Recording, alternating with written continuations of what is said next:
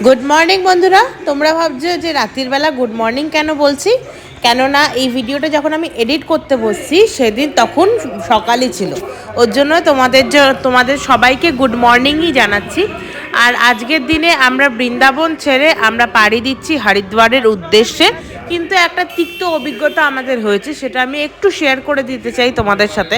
আমাদের মথুরা থেকে ট্রেন ছিল বম্বে হরিদ্বার এক্সপ্রেস 19019 H1 কূপ সি 910। এবার অসুবিধা এটা হয়েছে যে আমাদের ট্রেনটা রাত্রির 12টা 10 ছিল আর 7 তারিখের ছিল। 7 তারিখ রাত্রির 12টা 10। এবার আমি ভেবেছি 7 তারিখ রাত্রির 12টা 10 মানে আজকে ধরো 7 তারিখ, 8 তারিখ সকালবেলা, তো আমি 7 তারিখ রাত্রির 12টা 10 গেছি। তো তখন আমি গিয়ে জানতে পারছি যে আমার ট্রেন তো ছুটে গেছে, আমার ট্রেন তো নেই। মানে আমাকে আসা উচিত ছিল 6 তারিখ রাত্রির বেলা, 12টার পর তো 8 তারিখ মানে নেক্সট ডেটা পড়ে যায়।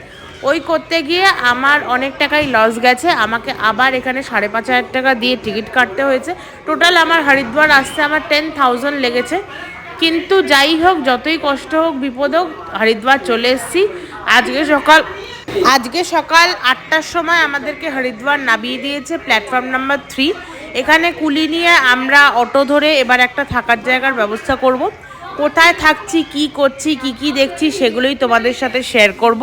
এবং ভিডিওটা ভালো লাগলে একটা লাইক কমেন্ট শেয়ার করতে ভুলো না, আর ভিডিওটা এনজয় করো।